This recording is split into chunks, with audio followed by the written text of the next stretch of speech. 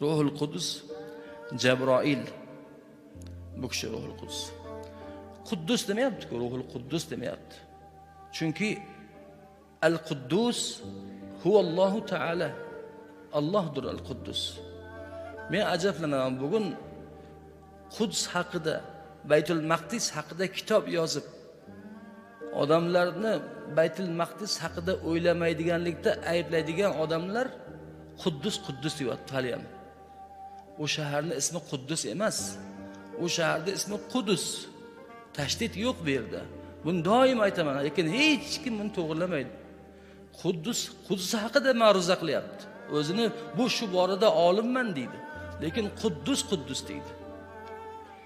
Al-Quddus huvallohu taala.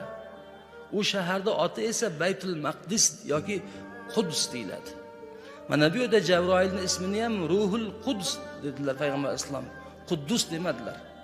Jabroilni Ruhul Quds deyaptilar.